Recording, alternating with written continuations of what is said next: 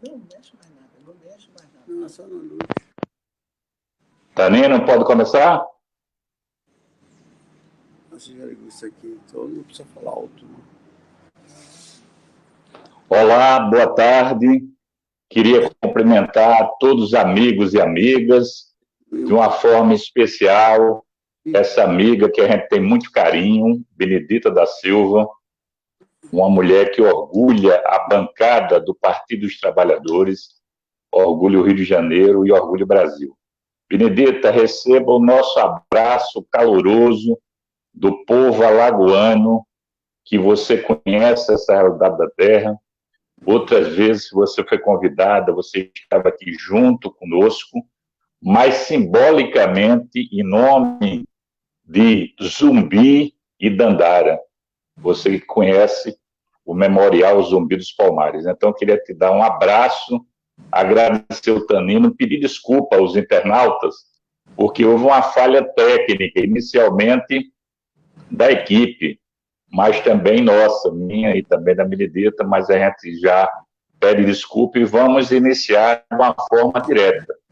Essa live de hoje, já que eu quero agradecer a Benedita, ela teria como foco um projeto que nós apresentamos em relação à pandemia, focada para os profissionais da área de segurança, porque já tem vários projetos aprovados no segmento, principalmente da saúde, né, que foram e que são, né, os guerreiros que estão no combate do dia a dia. Então, eu vou fazer aqui, rapidamente, uma retrospectiva bem rápida e passar para a Benedita, dizer que quando a pandemia chega no Brasil, essa realidade internacional, com toda a dificuldade que a gente possa ter na malha da saúde pública, a nossa salvação foi o SUS, o Sistema Único de Saúde. Então, essa visão liberal clássica de retirar o Estado de todas as políticas públicas, hoje há um repensar dos economistas em relação ao papel do Estado, principalmente em algumas políticas públicas, exemplo da saúde. E deveria o presidente da República, mesmo a gente não votando nele, sendo oposição, se ele tivesse um compromisso, uma estatura com a vida, ele teria coordenado. E por que coordenado? Porque só quem tem poder de gerar moeda é o Tesouro Nacional, portanto, o governo federal. Mas ele deu as costas, fez uma visão negacionista, não respeitou a ciência, não respeitou a Organização Mundial de Saúde e trabalhou uma tese histórica que Hitler fez, uma visão eugenista, de dizer que a contaminação era normal e que os fortes sobreviveriam. E apostou e aposta até hoje. O Brasil, cada dia, numa estatística terrível, chegando nos patamares piores da vida. E foi o Congresso, através da Câmara, já que o Senado, o presidente, ele estava acometido de Covid, suspeita, e mesmo assim com alinhamento político, e foi o Congresso, não só o presidente Rodrigo Maia, mas tem um papel presidencialista, mas a bancada da esquerda, a bancada que tem um compromisso social de centro-esquerda, num total de 150 parlamentares no máximo, que apresentaram um projeto inicial que foi a renda básica emergencial, nesse processo de pandemia e de isolamento social.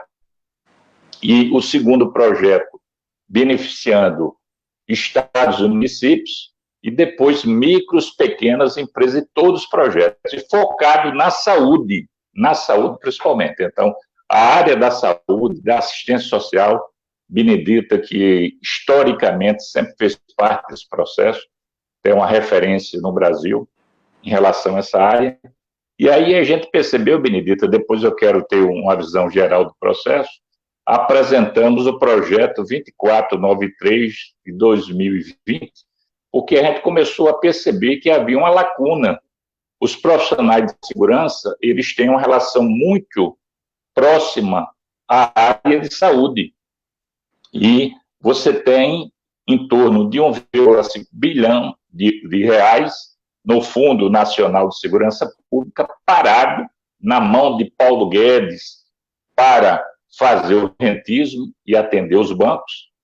E a gente apresenta um projeto, já que tem a dotação orçamentária e financeira, no valor em média de 300 milhões de reais, com o único objetivo: comprar EPIs para quem? Policiais militares, civis, bombeiros e guardas municipais, já que o número imenso de pessoas estão contaminadas. Aqui, para você ter ideia, Benedito, já vou concluindo, em torno de 500 policiais militares aqui em Alagoas. E olha que Alagoas é um dos estados menores da federação, a gente só ganha para Sergipe aqui ao lado.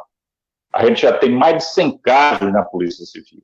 Nas guardas municipais também o número enorme, inclusive com várias mortes, tanto na Polícia Militar como na Polícia Civil. Então, a gente apresentou esse projeto, tive a sorte de ter um padrinho importante, que é amigo nosso e seu, Alexandre Padilha, médico, infectologista, está na Comissão de Combate ao Covid, e o projeto foi aprovado na comissão. Eu consegui ter também o apoio dos partidos para ter o regime de urgência. Esse projeto foi, inclusive, eu já tive assinatura suficiente, está na mão do Rodrigo Maia, que o modelo é presidencialista, então a gente espera que seja pautado isso. Então, claro que é esse foco, mas é muito pouco para um debate, e aproveitando a tua presença, porque você, na Comissão de Cultura, como presidente, a comissão tão desativada, mas os presidentes em tese permanecem, você apresentou um projeto fundamental numa área que está totalmente sem cobertura. Esse projeto, ele teve a relatoria da deputada Jandira Fegali, sua amiga do Rio de Janeiro, né? Teve as emendas também de outros parlamentares, mas o foco foi um fruto de um debate da Comissão de Cultura da Casa, que você é a nossa presidenta, e foi da sua autoria, e você convive com isso, você sabe essa realidade de cultura, porque o seu companheiro, sua filha, mas a sua vida também, de ter nascido no Chapéu da Mangueira, como você disse com muito orgulho, que eu tive a oportunidade de visitar com você mostrou, e uma área que tem uma influência muito grande. Aqui em Alagoas, Benedita, o turismo é forte, o entretenimento, a parte da cultura, e a gente verifica os profissionais, né, da área da cultura. Então, a gente queria ouvir esse teu papo inicialmente sobre esse projeto que tramita, mas depois, no segundo momento, eu quero discutir um pouco, você faça uma leitura da conjuntura, dessa violência que está no mundo, que não é nova, e simbolicamente, no mês de maio, a gente teve a morte do negro americano, e aqui no Brasil a gente teve outra morte de um jovem de 14 anos, o garoto, né? Mas a gente discute no segundo momento, que a gente foi dentro. Então, eu queria que você fizesse uma leitura, inicialmente, se possível, dessa conjuntura, pandemia chegando no Brasil, a consequência na economia, a consequência principalmente para a classe trabalhadora, os mais pobres, a doença que agora chega com força na periferia, nas favelas, nos grotões, na zona rural. Benedita, é um prazer recebê-la. E quem manda um abraço aqui de casa é Luciana. A Luciana gosta muito de você, tem uma grande admiração. E um abraço fraterno ao meu amigo Pitanga. Pitanga realmente está no nosso coração de Alagoas, meu e de Luciana. É uma figura que eu admiro muito, veio aqui em momentos que a gente solicitou um abraço nele, a Camila, todos os seus filhos e netos. Com a palavra, a nossa querida Benedita da Silva. Olá, Paulão, nosso querido deputado, boa tarde os internautas que estão nos acompanhando hoje nessa tarde. Primeiro, eu quero dizer da alegria e da satisfação de tê-lo como companheiro na Câmara dos Deputados. Você realmente é um orgulho, sem rasgação de seda, você é muito atuante, e é tão atuante que nos dá, né, condição de sermos coautora nesse grande projeto que você faz em meio à pandemia, e a necessidade que nós estamos vendo também de ver, né, esses policiais com todas as garantias, a segurança necessária. Além disso, esse projeto é um projeto emergencial e que dá segurança para ele e dá segurança para aqueles que eles transportam, porque terá que higienizar também as viaturas, né? E isso é de extrema importância. Um assunto não tem a ver com o outro, mas, ao mesmo tempo, tem.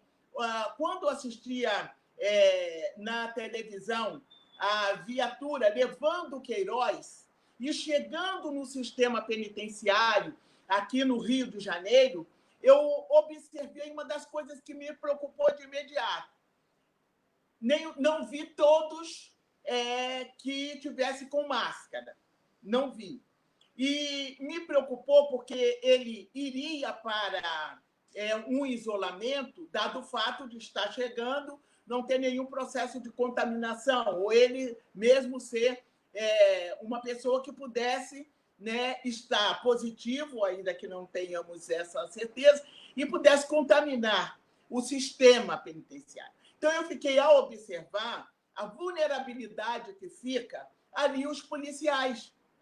E essa vulnerabilidade, por incrível que pareça, não está acontecendo só com eles, estão acontecendo também com todos esses que estão prestando, né, os seus serviços diretos às pessoas, que interagem com as pessoas, como é o caso dos policiais, e até mesmo uma das coisas que eu acabei descobrindo, que também presta serviço dentro do sistema penitenciário, ou mesmo nos batalhões, coisas dessa natureza, que é a parte de assistência de saúde.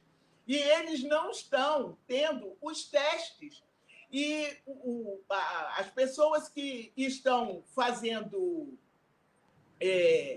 os voluntários, as pessoas que estão fazendo médicos residentes, essas pessoas não têm direito a fazer o teste ainda. Isso não está. Então, Paulão, quando vi este projeto seu, eu vejo a abrangência dele. Parece que é uma coisa pouca, mas é para o Brasil inteiro. Essas pessoas estão vulneráveis, elas estão sem segurança, elas estão sem proteção nesse momento da pandemia. A outra questão que você coloca, que nos chamou a atenção também, e foi um caso delicado, né, para nós que somos assumidamente negros, né, para nós que não poderíamos deixar de ser assumidamente negros, porque sabemos que existe o racismo no Brasil, assim como existe racismo em outros países do mundo, e o caso do George foi exatamente esse caso. A população lá nos Estados Unidos, ela já estava naquele momento com o sentimento muito aflorado com o coronavírus, que está matando muita gente. No Brasil, já ultrapassamos 1 milhão, em que pese, né, o fato da subnotificação, quer dizer, oficial do governo federal. Mas nós já passamos essa casa.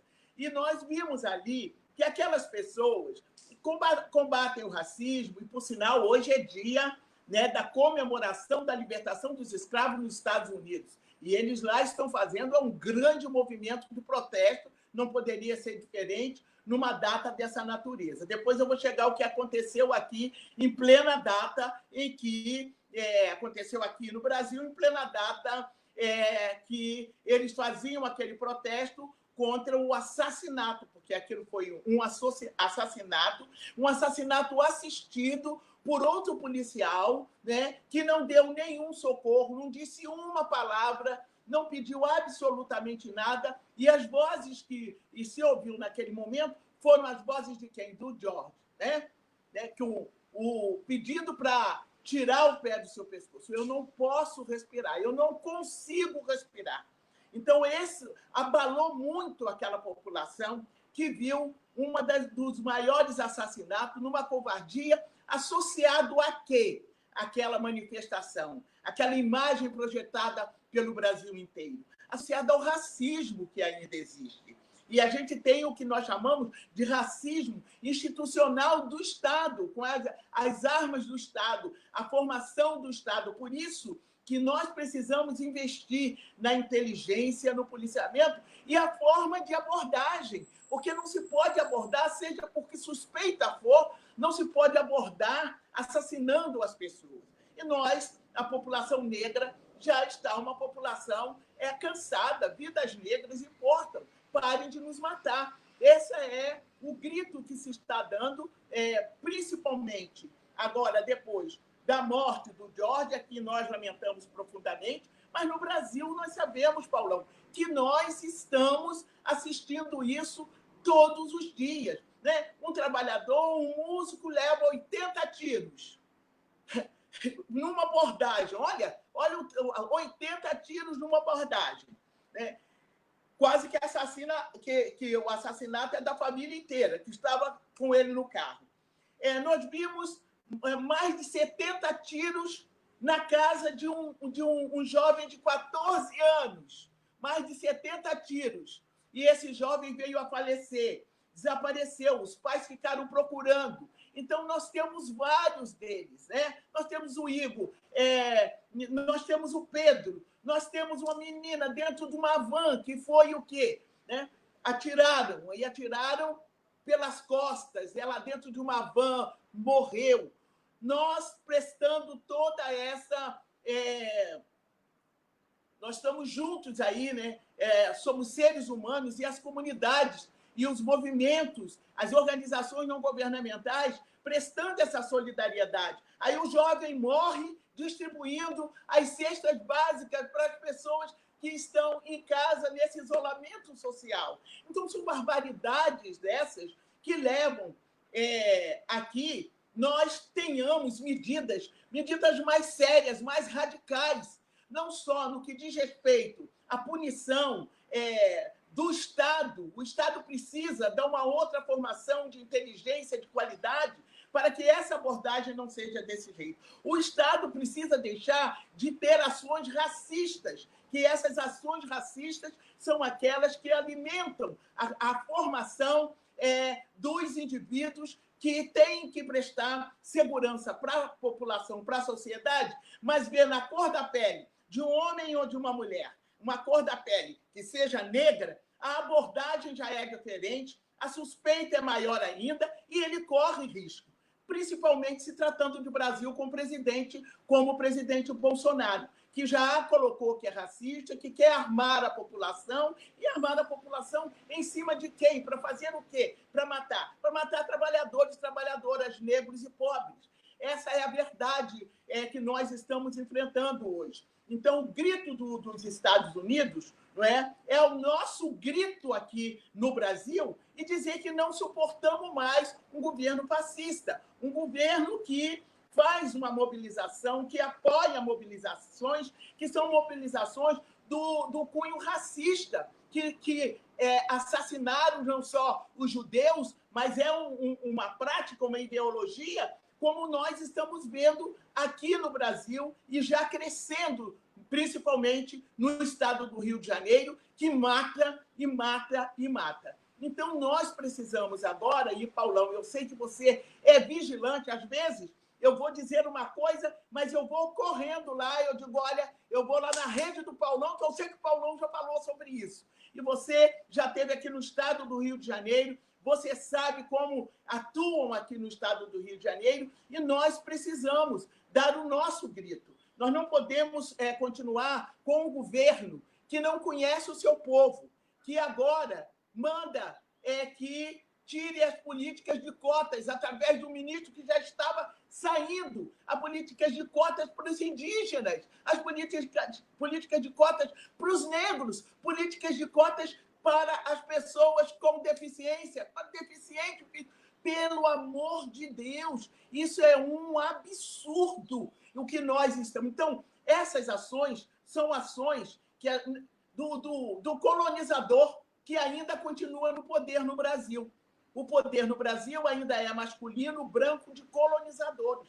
E nós precisamos dar um basta nisso.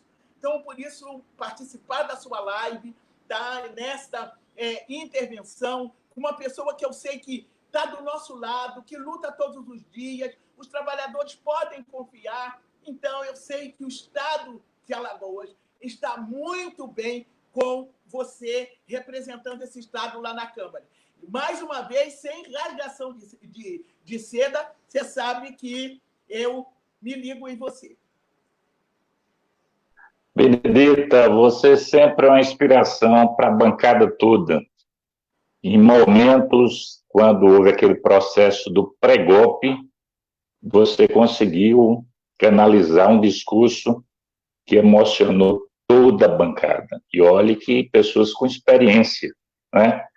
Essa jovem, a nossa rainha do ébano, e que o pessoal não compreende porque ela tem essa visão múltipla de tolerância. Benedita da Silva, favelada, como ela diz, negra, evangélica, que tem um preconceito muito grande, e ela consegue conviver com a bancada do PT, 54 pessoas, a maioria masculinas, ela colocando regra, sem beber, né, brincando, tendo a visão lúdica, a visão de tolerância. Benedita, veja bem, esse projeto, muitas vezes, ele não é compreendido até pela uma parte da esquerda. Essa discussão ocorreu e teve uma colaboração muito importante, uma pessoa que você conhece, trabalhou comigo, inclusive, quando eu fui presidente da Comissão de Direitos Humanos, ele que tinha sido também da Secretaria, depois do Ministério de Direitos Humanos, que é o doutor Pedro Montenegro, que você conhece, né? Pedro é seu amigo, também é do segmento evangélico, é anglicano, né? Uma figura que manda um abraço para você, ajudou, inclusive, nessa ponte. E aí o projeto, o que a gente estabelece é que a área da saúde já estava sendo contemplada e a área de segurança, que tem tudo a ver, que faz a parte da logística, não estava. E é importante o protagonismo da esquerda, porque a política de segurança ela tem que ser nossa. E ela, historicamente, ela sempre foi da direita. E é muito grave isso, porque tem a formação, que na tua fala você discutiu, a maioria dos policiais no Brasil, principalmente militares, são negros e pardos. Negros e pardos. E por que eles são violentos contra os colegas negros e pardos? Os seus amigos da favela. Um dos motivos é a formação. E é por isso que o Bolsonaro, com esse ministro da Educação que sai, eles tinham como meta criar escolas militares. A gente tem que ter muita prudência de você fazer. Uma é você ter escolas militares com fim, para um determinado fim, agora limitada. O que a gente não fez até agora é discutir o conteúdo, essa visão cidadã. A gente teve aquela experiência, Benedita, quando o governador Ronaldo Lessa, na época do PSB, e o PT apoiou o governador Ronaldo Lessa, a gente teve com ele, e ele foi sensível a esse pleito, na época do doutor Pedro Montenegro, Everaldo Patriota, doutor Cláudio, Cícero Albuquerque, eu participei também, vários outros companheiros, e a gente conseguiu sensibilizar, e ele criou o Centro de Gerenciamento de Crise da Polícia Militar, né? Inclusive, foi nessa linha que a gente conseguiu trabalhar um grupo de pessoas. Quando eu fui eleito deputado estadual, um outro colega meu foi também, Major Paulo Nunes. Depois a gente conseguiu trazer, e ele chegou ao comando da Polícia Militar, que é o Coronel Luciano, que inclusive já foi candidato pelo PT, e hoje faz parte de um movimento muito bonito, que é os policiais antifascistas, o Coronel Luciano. Então, eu estou colocando esse cenário porque a gente tem que trabalhar o processo, mas dialogar, porque há uma matéria que eu li esta semana, que se por acaso tiver um retrocesso caminhando para um golpe, possivelmente o Bolsonaro vai ter mais apoio das polícias militares do que propriamente das Forças Armadas. Porque as Forças Armadas, os generais que estão com ele de pijama, capitaneado pelo Heleno, mas quem está nas armas, esses estão defendendo o Estado Democrático de Direito. Então, veja como é complexo. Isso tem a ver com o quê? Tem a ver com essa desconstrução, essa narrativa da antipolítica, do racismo. Ele nega o racismo, né? ele trabalha uma política concreta da questão de gênero e uma desconstrução. Mas aí eu estou fazendo todo esse cenário, mas queria que você pudesse focar, porque eu fui presidente da Comissão de Direitos Humanos, e você fez uma solicitação, nós fomos, eu, doutor Pedro Montenegro, deputado Vadim, e na época estava com destaque o caso do Rafael Braga, um jovem negro, que você pegou a linha de frente, e a gente foi visitar o presídio de Benfica, que está agora o Queiroz, a gente foi lá. Né? Depois você levou a gente para a Defensoria do Estado, e depois a gente foi para o Tribunal de Justiça. Nós visitamos o Morro da Mangueira, o presidente da Mangueira, que era deputado estadual, depois foi até preso, né? A gente foi lá para a quadra que você articulou e você depois mostrou. A gente foi para o Cantagalo fazer uma visita, que inclusive teve uma afronta quando a gente descia no seu carro de policiais que tem a ver com essa estrutura violenta, inclusive quase arranhando o teu carro, assim, a gente altamente armado. O Morro do Alemão, que a gente fez uma visita, onde a gente começou a tirar uma fotografia e fazer uma live, foi quando as pessoas pediram para você, porque eu não conhecia, disse, Benedita, fala com esse grandão aí, comigo é o grandão, para ele não registrar nada. A Benedita no meu ouvido, Paulão não registra nada, porque a gente está aqui e sai. Né? A gente foi na periferia do Rio, agora eu esqueci o nome do município, onde vários terreiros foram destruídos pelos soldados de Cristo, que é uma aliança com alguns neopentecostais, que eu não sei a denominação, não sei se é o Malafaia, me corrija, junto com algumas... Belfor Roxo. Belfor Roxo. E lá você foi. Então, um espírito que eu gosto de você, que você tem uma visão ecumênica. Você é evangélica, tua mãe teve uma formação religiosa de matriz africana, e você consegue estabelecer uma relação com a Igreja Católica, evangélica, neopentecostal, espírita, o pessoal de matriz africana, e uma parcela da esquerda do PT que são agnósticos. Né? Então, você consegue... Mas o que é que une você? A visão humanitária da vida.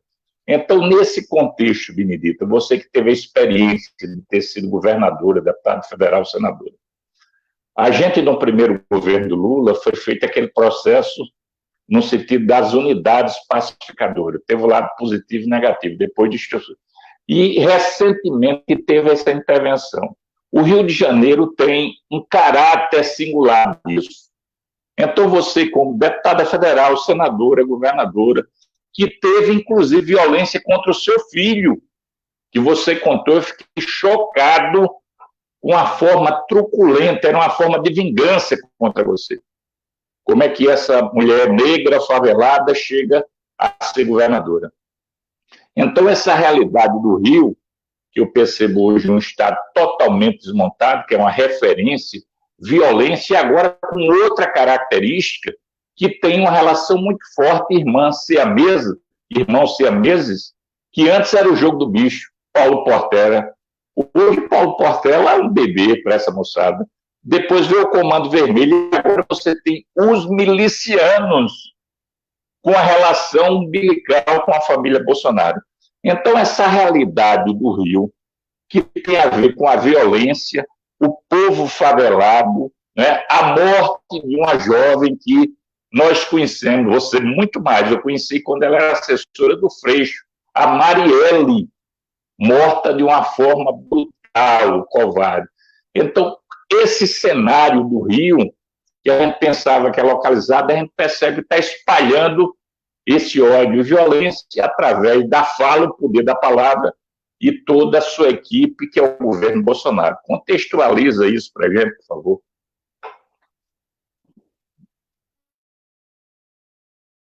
Tem que ligar o som, Benedita.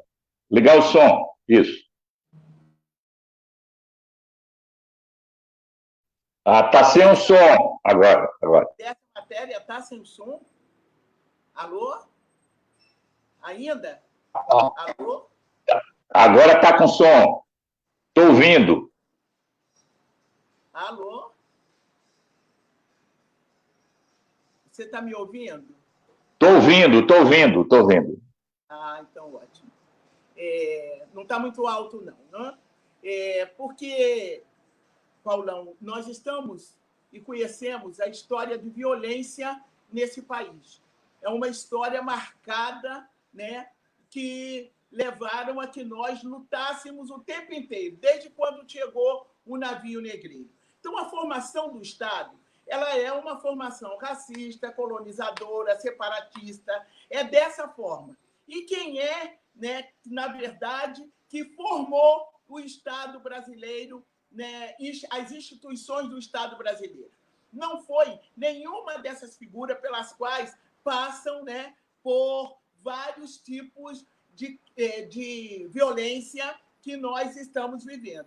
E também nós temos uma elite privilegiada no sentido de que, se elas não tomarem, se elas não assumirem que elas são privilegiadas no que diz respeito às questões étnicas, elas ocupam esses postos, seja na presidência da República, seja no comando de uma polícia, seja onde for, ela não consegue ver essa nossa cara preta, ela não consegue. E esse é um dos motivos pelos quais o racismo, e eu já disse, você pode ser de esquerda, que se você não é antirracista, não adianta dizer que não é racista. Porque o que faz, qual é o papel do antirracista? Ele se compromete, ele não deixa só na mão do negro, sabe, para tentar resolver uma situação que não é uma situação fácil de ser resolvida, porque ela não é uma coisa conjuntural, está aqui na conjuntura, a conjuntura é essa. Ela vem até de dentro, essa coisa muito forte, e que é preciso que você, que é antirracista e que é privilegiado, você assuma isso. Então, não se assume. Aí você coloca no gerente, o gerente de banco, ele não é um negro, não é uma negra. Aí você vai para lá e você não é visto, você não é bem tratado. Olha que hostilidade. Assim também, hoje temos alguns, de Lula para cá, nós poderíamos dizer que nós começamos a aparecer a nossa cara preta nas instituições, e principalmente nas instituições de ensino, quando nós formamos, né, tivemos muitos acadêmicos e acadêmicas negros e negras. Então, você não se acha em lugar nenhum. Então, você, como não se acha nesses lugares, aonde você, como cidadão, vai procurar os serviços públicos, porque você precisa tirar sua identidade, você precisa tirar sua carteira, com quem os pobres negros se deparam? E até mesmo em determinadas lojas. Não se depara com os seus iguais.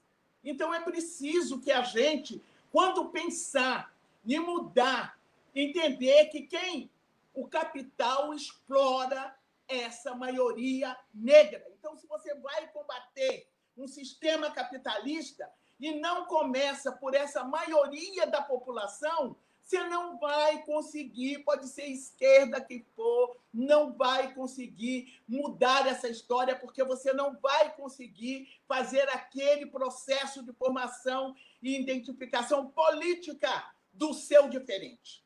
Isso parece uma filosofia que funciona, e funciona contra a maioria da população que é negra. Então, aí você vai encontrar, né, alguém que acha que o outro, que é de cor diferente, que ele é mais importante, que ele é mais inteligente. Por quê? Porque tem o trabalho que eu chamo de neurológico trabalhado nos neurônios, né, dessa pessoa, de que você é incompetente, você é incapaz, você é isso, você é aquilo. Então, isso é verdadeiro, é o que o Bolsonaro está querendo trazer de volta, que Hitler implantou lá, ele está querendo trazer de volta.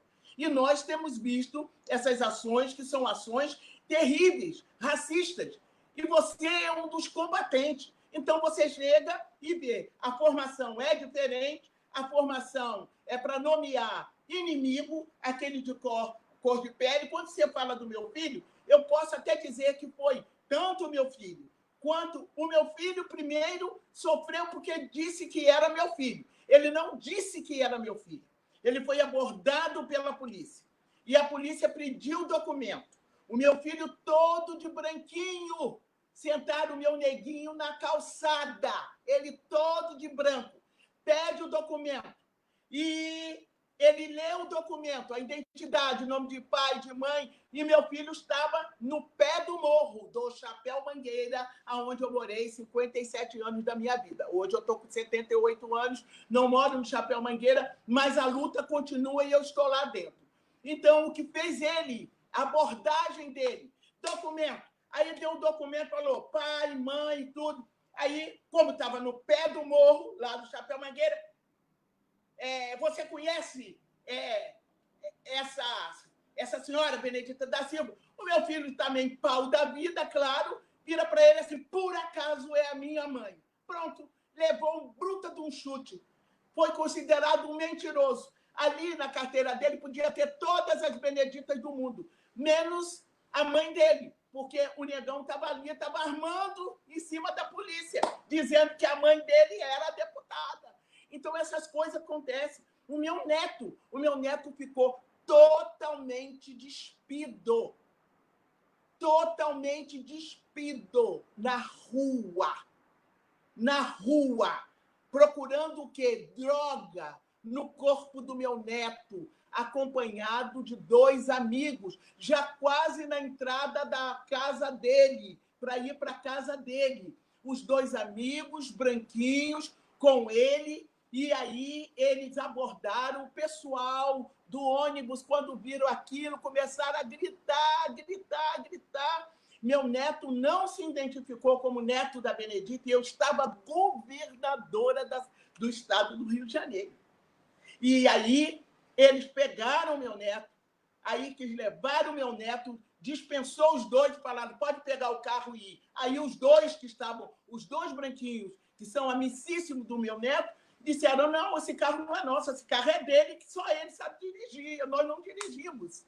Que coisa! Quer dizer, aquele negrinho tinha que ter drogas com ele. Não acha a droga do neguinho, não, vamos levar, e deixa os branquinhos irem. Nós não queremos nem que branco e nem que negro sejam abordados dessa forma e correm esse risco como nós estamos correndo hoje. Então, eu conto isso, eu até contei para você, mas eu considero você um deputado linguarudo no bom sentido, porque você pega uma coisa e denuncia. Vai denunciando hoje, amanhã, depois da manhã, porque você sabe que isso dói. Você sabe que isso... Você sofreu aqui. Você viu 11 anos para o Rafael, que eles disseram que tinha 1 cigarro de maconha. E você viu o que aconteceu? Helicópteros cheios de drogas. Nós vimos drogas no avião de presidência da República. Para onde estão essas pessoas? O que foi que aconteceram com essas pessoas? Porque o Rafael tem 11 anos para cumprir. 11 anos o negrinho tem para cumprir. E o que Rafael fazia na vida? Meu Deus do céu! Ele era o quê? Catador. Então, gente, nós vivemos nessa situação, mas nós queremos um mundo melhor. Nós tivemos um tempo melhor. Não podemos deixar de dizer isso. No governo de Lula e no governo de Dilma. Por que foi o golpe dado? O golpe foi dado para instalar isso aí. Não suportaram ver. A Casa Grande não suportou ver o povo da senzala, da chamada abolição inacabada, né, tendo as oportunidades que é direito de cidadão e de cidadã. Então, esses cidadãos foram para a universidade. O filho lá da empregada doméstica, e até a empregada doméstica, foi poder fazer o seu cursinho. Era tão lindo você chegar e mudou a cor. A cor do Brasil chegou na universidade com Luiz Inácio Lula da Silva e com Dilma Rousseff. Isso foi insuportável. Você ter conhecimento, O que fazem eles hoje? Querem acabar com a educação. Odeiam a ciência é inimiga, a cultura é inimiga, o conhecimento é inimigo desse projeto de governo. Então, essa é a análise que se faz, mas que nós estamos firmes, não só no que diz respeito ao legislativo. E nós, no outro dia, eu estava fazendo uma live e alguém falou assim, mas você falou tanto de Lula, você falou tanto de Dilma, você falou tanto esse negócio do PT, eu digo, você fez uma live com quem? Com petista. Você fez uma live com petista que sabe que esse país poderia estar bem melhor, porque na batida que ele estava indo, nós estaríamos com muito mais inclusão, não estaríamos passando o que nós estamos passando, com essa crise na economia, com essa crise que nós estamos passando da saúde, porque também eles fizeram lá uma medida provisória que, por 20 anos, congelou os recursos de investimento na área da saúde, na área da educação. Nós estamos vendo o resultado aí, porque eles querem um Estado pequeno, eles não querem um Estado grande, um Estado que possa atender a maioria da população, que é a população pobre e negra desse país e indígena desse país. Então, eu falei, eu tenho que falar, porque foi aí que eu encontrei doutores e doutoras nos hospitais, nas universidades, nas clínicas, nas casas da família que você colocou, porque não adianta nada você não ter policiamento, colocar um policiamento na favela e não ter o braço social da segurança, que é a segurança social. Essa que é importante para os Rafael da vida, para homens e mulheres, e principalmente essa população negra. Olha, eu cheguei a uma brilhante conclusão, Paulão. Não temos que nos preocuparmos com quem tem casa, com quem tem trabalho, com quem pode ir para o cinema. Nós temos, nesse momento, que nos preocuparmos com as pessoas que estão com fome, estão desempregadas, as pessoas que estão tristes, as pessoas que foram enganadas por esse governo, que deu-lhe um voto de confiança e ele traindo descaradamente a população brasileira. Ele criou o seu clã, então ele cuida dos seus, mas para que ele cuide dos seus, é preciso que os outros morram, é preciso que tirem do mais pobre. E cada dia mais nós estamos vendo uma palavra terrível, que é uma palavra profética da Bíblia. Aquele que se tem, se tira.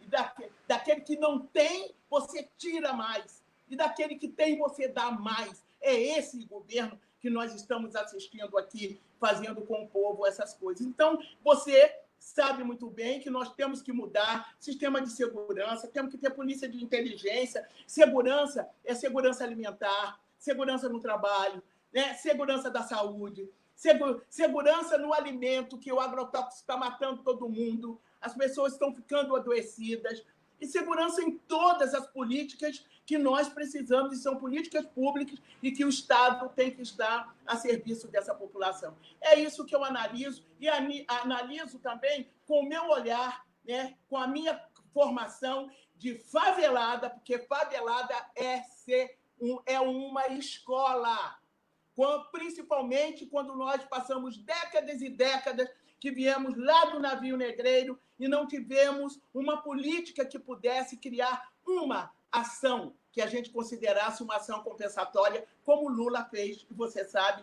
e no governo de Dilma. Então, eu só posso falar, não posso deixar de não falar, porque se eu não digo o legado que foi deixado por eles para a população brasileira, como é que esses que estão nascendo agora vão entender essa crueldade se eles ficam dizendo que fomos nós, e agora nós estamos assistindo. Não fomos nós. Já sei que tem que parar. Benedita, veja bem, é sempre uma aula, e a gente tem um compromisso canino aqui. Você também tem várias lives para fazer. Aí houve um atraso aí de uns 5 minutos, a gente está com 45 minutos de live. Muito bom. Temos 15 minutos, veja bem. Você não estava querendo. Eu estou dizendo que aí não vou dizer as reuniões que nós participamos, que foi o desafio. Em outro momento você queria, mas a própria realidade não foi possível. Você não queria ser pré-candidata ao Rio de Janeiro. E teve a grandeza de apoiar a candidatura do Marcelo Freixo, do PSOL. E o Freixo, que na última eleição teve até dificuldade com a gente, né? Dificuldade de assimilar o PT, o próprio PCdoB, subir no palanque. Mas tudo isso você deixou de lado, porque para enfrentar esse governo proto-fascista, a gente tem que ter uma capacidade de ação. E o Rio de Janeiro, que já foi o segundo estado mais importante, hoje é o terceiro, Minas passa a ser o segundo, mas tem um papel histórico fundamental. Você tem uma candidatura. Aí o Freixo desiste de ser candidato. E o Lula martelando na reunião: Benedito, você é candidato, você com muita habilidade, sempre querendo unidade de ação. E dessa vez você vai para a candidatura. Aqui em Maceió, a gente vai ter várias candidaturas, que eu não vou entrar no mérito, porque não é o objetivo da live. E aí eu já faço um pedido a você. O PT, ele tem um candidato aqui em Maceió, que é o presidente do PT estadual, que é o Ricardo Barbosa, que você conhece, um jovem que já foi vereador no PSOL. E aí eu queria, claro, que você tem uma agenda muito cheia, mas em outro momento você tem uma live com o Ricardo, onde você possa dar conselho da tua experiência que você teve como vice-governadora e governadora, e agora esse desafio. Mas deixar uma perguntinha no ar, uma resposta para você dar, depois a gente finaliza com outra, que foi o motivo da live. Você, como candidata a prefeita do Rio, e para Maceió, que não é diferente, você conhece essa orla marítima, Benedita, do Cais do Porto a Jacarecica, tem um IDH igual à Dinamarca, um dos maiores do mundo. Mas a periferia são os países mais pobres, né? Então aqui a gente tem uma desigualdade, que hoje é o grande debate do mundo, principalmente pós-pandemia. Aí, de uma forma rápida, que recado você daria o pré-candidato do PT de Maceió? Já que você falou, eu vi a tua fala também, foi o que eu fui candidato a última vez. A gente discutiu a cidade partida e eu defini um foco para quem eu queria governar. Então, que recado você daria, assim, uma frase rápida, para depois ter a última pergunta, para o Ricardo e para a candidatura do PT em Maceió? Que compromisso, que recado daria do Rio para Maceió? Olha, Paulão, o Ricardo, você deve estar nos acompanhando. Eu quero lhe dizer que uma das melhores e maiores escolas que nós possamos ter em nossa vida política é passar por uma Câmara de Vereadores. E depois querer ter o gosto e o prazer de ser prefeito da sua cidade. Então, eu acho que isso tem que estar no nosso currículo de trabalhador, de militante que começa. Então, eu digo para vocês, para você que vai ser vereador, para você que vai ser candidato à prefeitura da cidade do Rio de Janeiro, eu digo rapidamente que essas duas coisas são extremamente importantes, mesmo sendo um poder legislativo e um poder executivo. O poder legislativo é porque você vai cuidar das leis para a sua cidade. Você vai estar perto do seu povo, você vai poder tomar um cafezinho todo dia, encontrar na esquina, bater na sua porta, ir na casa dele, conversar com ele e não vai ficar dentro de um gabinete. Isso o vereador faz muito bem. E você ser prefeito da cidade com a consciência de que esse enorme Brasil, de mais de 200 milhões de pessoas, ninguém mora na União, ninguém mora no Estado, ele mora no município. E é um orgulho ser prefeito e poder implementar as políticas de inclusão, de desenvolvimento e de emprego que nós estamos precisando por esse Brasil afora. É isso que eu desejo para vocês. Estamos juntos, vamos continuar sempre juntos, mas vocês têm o que... Olha, vocês não precisam reclamar de nada, porque o que tem de melhor, de representação de vocês e de reconhecimento do Brasil e dentro do Partido dos Trabalhadores é esse grande homem, literalmente grande homem, deputado Paulão. Benedita, a gente vai encerrar. Ricardo mandou um abraço aí virtual e você fica num compromisso. Eu vou fazer essa ponte para vocês depois terem uma live de candidata para candidata, discutindo Maceió e Rio de Janeiro. E o Ricardo, que morou no Rio na adolescência. Mas, Benedita, para encerrar nossa live, a gente tem 10 minutos, e aí é importante, por isso que eu estou sendo mais entrevistador, você colocou a contextualização do processo histórico do Brasil, político, racismo, Gessé de Souza, de uma forma firme, questionando até o papel das universidades, que não enfrentaram essa discussão, né, na academia, como você falou, nas escolas, o preconceito que tem discutindo o saber, e ele coloca o dedo na ferida. E você fez toda essa discussão fundamental, você que conhece aquela realidade, mas você teve uma experiência presidente da Comissão de Cultura e apresentou o projeto que foi aprovado na casa com a relatoria de Jandira e que tem um papel fundamental, que é a cultura, as nossas raízes, né? Essa leveza, você que tem um companheiro fundamental, Antônio Pitanga, que é motivo de orgulho, um ator comprometido, com reconhecimento internacional, tem uma filha também reconhecida no plano internacional, a Camila Pitanga. Você conhece muito bem, e a gente já sempre brinca muito. Pitanga, não esqueça. E o Rouco Pitanga.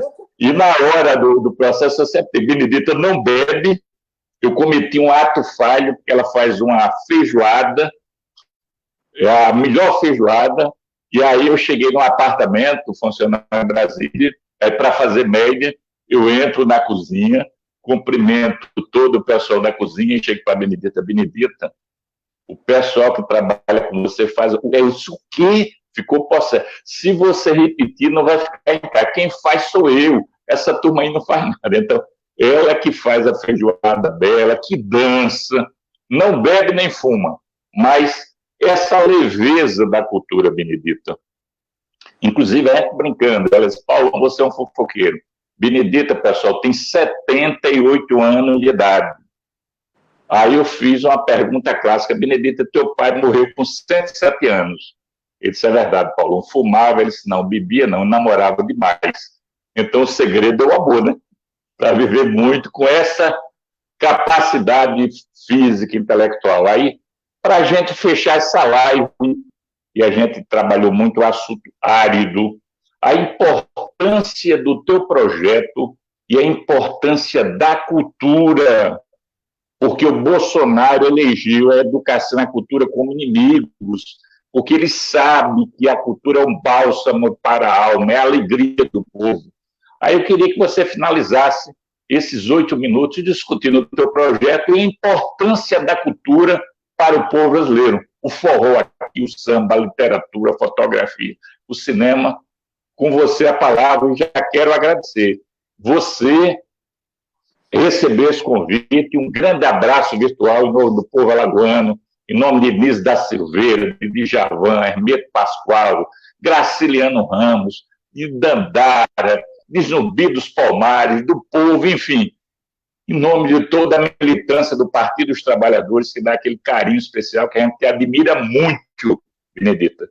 Você, e fale sobre cultura, e coloque aquela fala que você, um bálsamo para que a gente possa fechar a live, essa singularidade que foi você presidir a Comissão de Cultura, apresentar esse projeto e a importância desse segmento para o povo e para o mundo.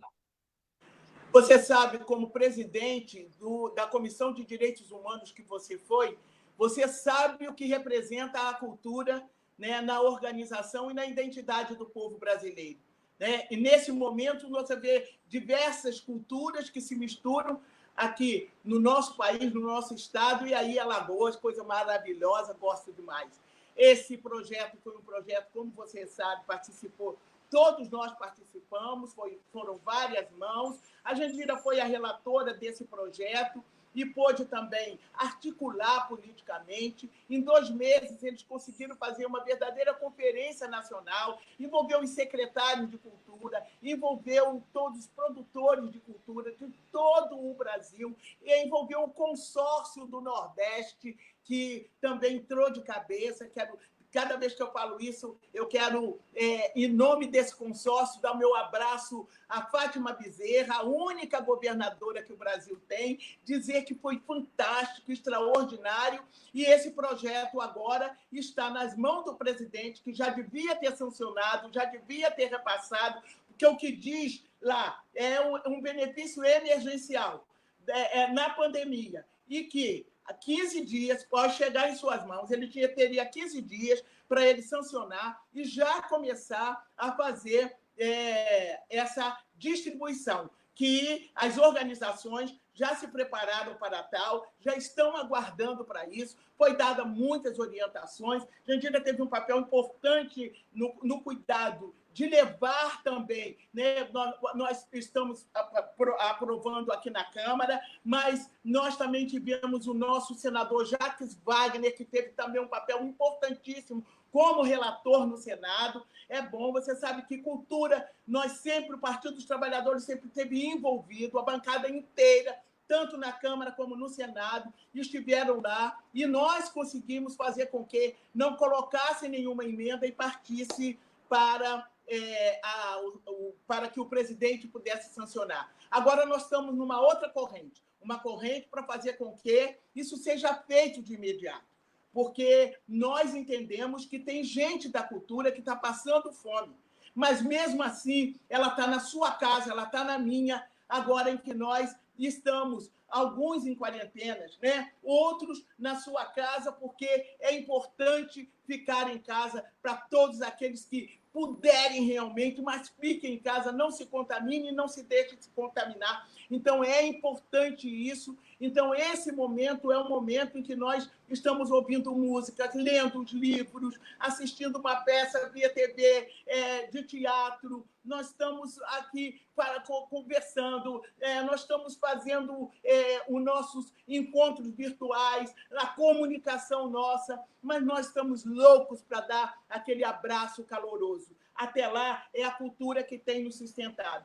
E nós falamos e dissemos, eles foram os primeiros a ter que parar as suas atividades. Eles tiveram que parar as suas atividades porque tem aglomeração em todo, né? Aí, você sabe, na Alagoas, já pensou? Essa coisa maravilhosa aí, a gente lá em Alagoas se deliciando, além pelas ruas de Alagoas, o país inteiro, né, que se mobiliza. Agora, mês de junho, deve ter sido para o Nordeste, que tem essas grandes concentrações, quer dizer, a cultura precisa desse apoio. Então, essas atividades que deixaram de acontecer, essas casas, esses shows, esses espetáculos que deixaram de acontecer, também deixou de chegar na casa das pessoas, né, o arroz, o feijão, a sua comida. Porque não é só aquele que está na frente do palco, é o que está atrás do palco.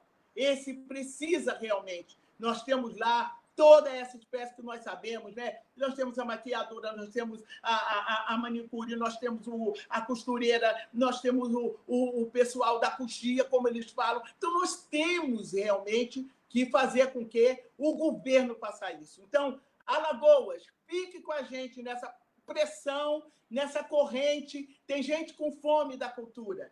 E vamos, se tem gente com fome, dizia já Solano Trindade, se tem gente com fome, dá de comer. Bolsonaro, pague esse benefício emergencial do povo da cultura.